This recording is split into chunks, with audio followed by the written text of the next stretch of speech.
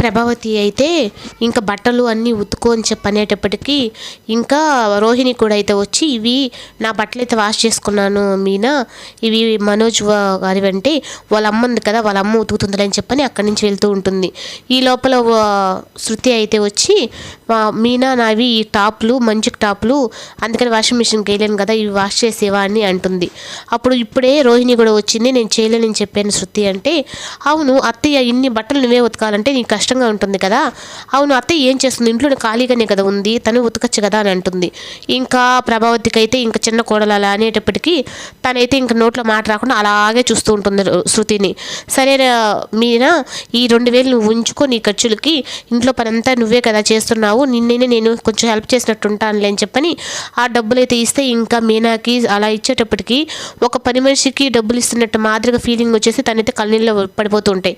ఇంకా రోహిణి ప్రభావతి అయితే చూసావా మేము మా బట్టలు ఉతికిందానికి నీకు ఫ్రీగా ఫుడ్ పెడుతున్నాము, ఇంకా శృతి అయితే ఏకంగా నేను పని మనిషిని చేసి జీతం లెక్కలో ఇచ్చింది, ఇప్పుడు నీకు బాగుందా అని చెప్పని అనేసి నవ్వుకుంటూ అయితే ఇద్దరు వెళ్తారు. ఇంకా అట్లాగా ఇంకా అత్తయ్య అంటే ఏదో ఒక అనింది అన్న అదొక విధంగా ఉంటుంది. ఇంకా రోహిణి కూడా నవ్వేటప్పటికి ఇంకా మీనకైతే చాలా బాధేసి ఇంకా గదిలోకి వెళ్ళి ఏడ్చుకుంటూ ఉంటుంది. ఇంకా నైట్ కూడా తను ఏమీ తినకుండా ఉట్టి ఆకుకూర వేసుకొని తినింది, తనకి ఈరోజు ఏదైనా స్పెషల్గా తీసుకెళ్ళాలని చెప్పని బాలు అయితే తనకి చికెన్ మంచూరియా అని తీసుకొని వస్తాడు.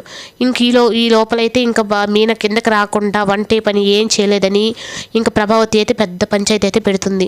అప్పుడు ఏంటి ఇంట్లో అంతా ఈ మధ్యస్థం ఏంటి అని చెప్పని బాలు అయితే అంటాడు. అప్పుడు ఇంకా బాలుని చూడంగానే మీనకైతే కంట్లో నీళ్ళన్నీ కారిపోతూ ఉంటాయి. అప్పుడు ఇంకా మనం చెప్పకపోయినా ఇంకా మీనా కోసం బాలు అయితే చాలా ప్రేమగా అయితే చికెన్ పకోడా తీసుకొస్తే మనోజ్ అయితే ఎక్కడో ఏదో వాసన వస్తుంది, అంతలో గొడవలో కూడా మనోజ్ అయితే వాసన పట్టేస్తాడు. అప్పుడు ఇంకా బాలుని చూడంగానే మీనాకైతే ఒక్క మాట తను చెప్పకుండానే తన కళ్ళల్లో కన్నీళ్ళు కారిపోతూ ఉంటాయి. మీనా ఇంత బాధపడుతుంది అంటే, ఇంత పంచాయతీ ఇక్కడ జరుగుతుంది అంటే మీరు తన్ని ఏదో అన్నారు, అదేందో తెలియాలి నాకు అని చెప్పి బాలు అయితే అంటాడు. అప్పుడు ఇంకా ప్రభావతి అయితే సత్యం సాయి చూసి ఇక్కడ ఏ గొడవ లేదు అని చెప్పనంటే, నానా నువ్వు ఎప్పుడో మారిపోయావని నాకు తెలుసు, మీ ఆవిడ నిన్ను మార్చేసిందని తెలుసు నాకు, కానీ మీనాని ఎందుకు ఏమన్నారు, రాత్రి కూడా తను అలాగే బాధపడుతూ పడుకుంది, కానీ నేను ఏదో లేని చెప్పని వదిలేశాను. ఈ పార్లర్ అమ్మకేమో చేపల కూర అంటే ఇష్టం అని తనకి చేపల కూర చేసి పెట్టింది, ఆ డబ్బులు అమ్మకేమో సూప్ ఏదో ఇష్టం అని చెప్పని తనకు చేసి పెట్టింది, తను మాత్రం ఆకుకూరతోనే తినింది, నా భార్యకి మాత్రం ఈ ఇంట్లో లేదంటే ఇంకా ప్రభావతి అయితే అవును చేసింది, తను ఏదైనా తీసి పెట్టుకో అని చెప్పని అనుకున్నాను అంటే ఇప్పుడు ఇంకా మీనా అయితే ఇప్పుడు ఇన్ని మాటలు ఇంకా అలా చెప్పేసి ఇంక మీనానైతే తీసుకుని వెళ్ళిపోతాడు. అప్పుడు ప్రభావతి అయితే చూసారా వాడిని ఎలా మార్చేసిందో చూసారా మీరు, ఆ మీనా అమాయకురాలని అనుకున్నారు, తను ఎంత గట్టితో విన్నారు కదా మీరు అని చెప్పని అంటుంది. ఇప్పుడు ఏమంటారండి అని చెప్పని ఇంకా సత్యంనైతే అడుగుతుంది. ఇక ఆఖరికి నేను కూరలు తీసి పెట్టుకుని దొంగలాగా అయిపోయాను కూడా చేసేసారా మీరు, అసలు మీరు ఇప్పుడు వచ్చి ఇక్కడ ఇంత మాట్లాడడం అవసరం అని చెప్పని ఇంకా అందరి ముందే బాలు కూడా అడుగుతుంది.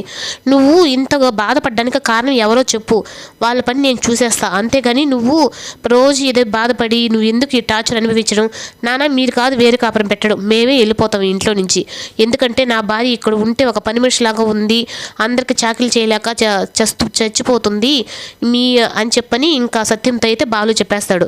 అప్పుడు ఏంట్రా ఇదివరకు మేము వెళ్ళమంటేనే ఇద్దరు బాధపడిన వాళ్ళు ఇప్పుడు ఎందుకురా అంటే, నాన్న తను రాత్రిపూట ఎంత బాధపడుతుందో నాకు తెలుసు నాన్న, ఈ ఇంట్లో మీ భార్య పెట్టే టార్చర్ భరించలేకపోతుంది నా భార్య అని చెప్పని చెప్పేస్తాడు.